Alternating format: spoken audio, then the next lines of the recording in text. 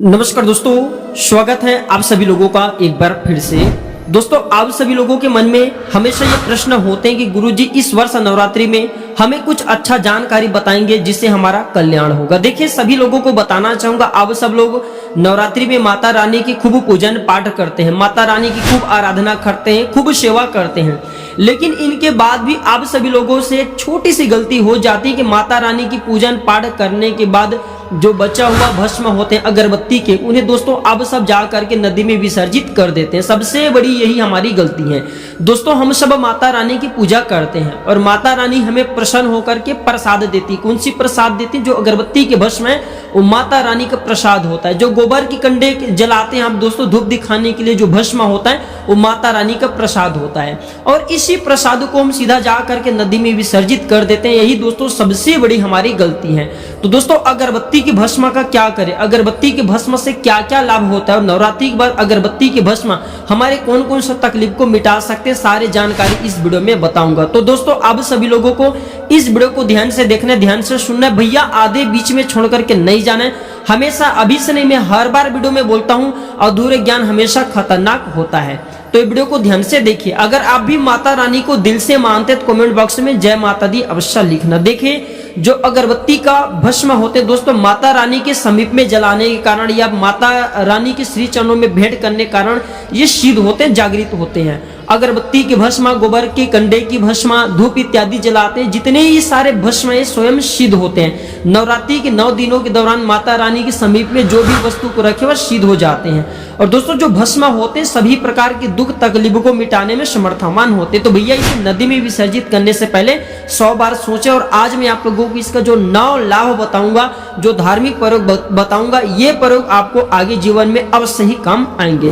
प्रथम प्रयोग भैया, ये घर से वास्तु को मिटाने का काम करते हैं। जैसे कि घर में वास्तु दोष लगो और आपको लग रहा है कि आपके घर में अशांति है, भय का वातावरण बना रहता है, आपके घर में गृह कलेश हो रहे हैं, लक्ष्मी सही ढंग से आ नहीं रहे, तो काम करना, घर के वास्तु मिटाने के लिए इस जागृत भभूति को, कहने का मतलब है कि जो अगरबत्ती का भस्म होता है या फिर गोबर की कंडे का भस्म नवरात्रि में जो माता रानी के लिए आपने जलाया, वो भस्म आपको लेना है। थोड़ा सा आपको घी लेना है और इसे घोल करके आपको दोस्तों घर के जो मुख्य द्वार होते हैं, जो गेट होते हैं, वहां पे आपको स्वास्तिक बनाना है। जो स्वास्तिक है इसे भगवान का मंगलकारी स्वरूप कहे गए, भगवान गणेश जी का मंगलकारी स्वरूप कहे गए। और जहाँ पे भैया स्वास्तिक बनाए जाते हैं उस घर में हमेशा मंगल ही होता है, उस घर में कभी अमंगल नहीं होता।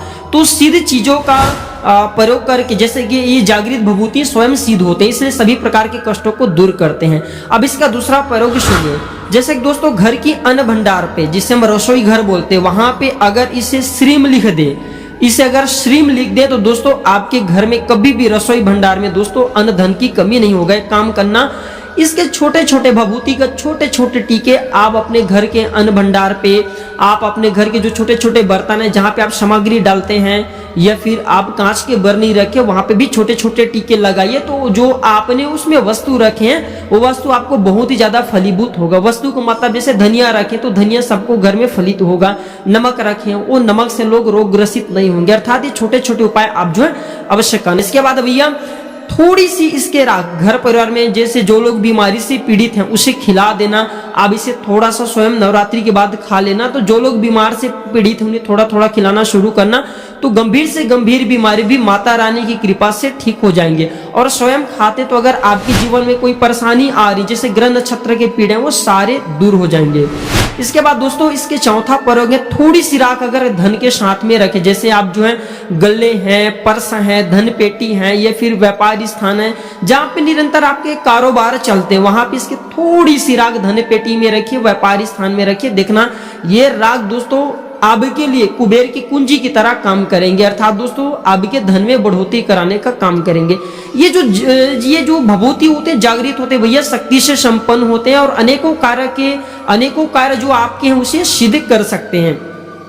इसके बाद इसके 5 प्रयोग और सुनिए। ये 5 प्रयोग आपको आगे जीवन में अवश्य काम आएंगे। जानकारी बताने से पहले बस छोटा सा निवेदन करना चाहूंगा, माता रानी को दिल से मानते हैं तो जय माता दी कमेंट बॉक्स में अवश्य लिखना। और अगर हमारे चैनल से थोड़ी बहुत आपको जानकारी मिलती है, जानकारी अच्छी लगती है भैया, वीडियो को लाइक करना ना भूलना, चैनल को सब्सक्राइब कर लेना। इसके 5वां प्रयोग है, मस्तक पर अगर इसका तिलक लगाए जाएं। जो जागृत भभूति होती है अगरबत्ती का, गोबर की कंडे का, नवरात्रि के बाद इसे स्टोर करके रखना और मस्तक पर इसके तिलक लगाते हैं, नित्य लगाते हैं, चंदन के साथ में घोल करके मिला करके लगा सकते हैं। तो मन शांत रहते हैं, मन स्थिर रहते हैं, आपके जो ज्ञान है उसमें वृद्धि होता है। दोस्तों आपकी जो सरस्वती तत्व है शरीर की वो बढ़ जाते हैं, सोचने समझने की क्षमता बढ़ जाते हैं।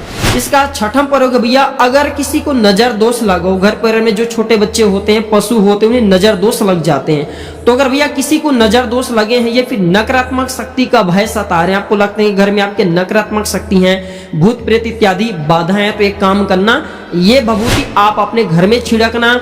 या फिर नजर दोष लगे भैया उनके शरीर पे, मस्तक पे, उनके चेस्ट पे अर्थात उनके छाती पे, उनके बदन पे लगा दीजिए, बिल्कुल ही नजर दोष भस्म हो जाएंगे। इसका सातवां गजब का प्रयोग बता रहा हूँ। बहुत सारे लोग भूत प्रेत टोना जादू इत्यादि बाधा से बहुत सारे लोग पीड़ित रहते हैं, हमने बहुत सारे लोगों को एनालाइज भी करके देखे हैं। तो भूत प्रेत बाधा से भैया जो लोग पीड़ित हैं उनके लिए मैं रामबाड़ी उपाय बता रहा हूँ। ये जो अगरबत्ती का भस्म होते हैं नवरात्रि में जो आप जलाते हैं, गोबर की कंडे के भस्म होते हैं, इसे स्टोर करके रखना।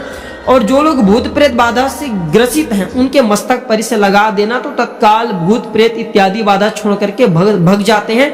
ये अजमाया हुआ प्रयोग है। ये भभूति पूरे साल भर आप स्टोर करके रखना। किसी को नजर दोष लगता है उनके मस्तक पे लगा देना, भूत प्रेत बाधा से ग्रसित उन्हें थोड़ा सा खिला देना और उनके मस्तक पे लगा देना, तो भूत प्रेत इत्यादि छोड़ करके भग जाते हैं। इसके बाद भैया इसके और प्रयोग सुनिए। इसके टीके मस्तक पे लगाने से नवग्रह मंडल आपके शांत रहते हैं। बहुत सारे लोग बोलते हैं कि गुरुजी हम शनि से परेशान है, राहु से परेशान है, केतु से परेशान है, नवग्रह की पीड़ा हमें बहुत परेशान करती है। तो न शनि आपको नुकसान करेंगे, न राहु करेंगे, न किसी भी प्रकार के नवग्रह में इतना हिम्मत नहीं कि माता रानी की भभूति को जो है क्रश कर दे, अर्थात दोस्तों आपके बाल बांका नहीं कर पाएंगे। सब देवी माता की वंदन करते, अभिनंदन करते, देवी माता से ये सारी सृष्टि चल रही है।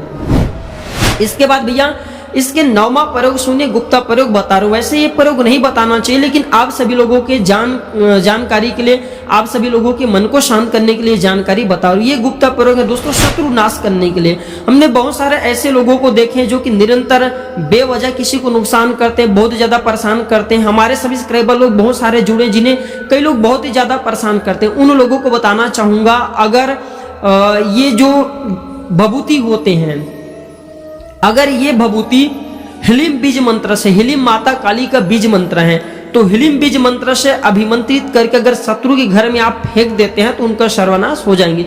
हिलिम बीज मंत्र का भी दोस्तों एक प्रक्रिया होती है। कैसे प्रक्रिया होती है? हिलिम बीज मंत्र कम से कम आपको नवरात्रि में इसे 1100 बार जप करके सिद्ध करना होता है। खैर छोड़िए, ये जानकारी आप लोगों के जिज्ञासा के लिए, जिज्ञासा शांत करने के लिए बताएं। तो गोबर की जो कंडे की भस्म होती है, अगरबत्ती की भस्म होती है, भैया आप नवरात्रि में भूल करके मत फेंक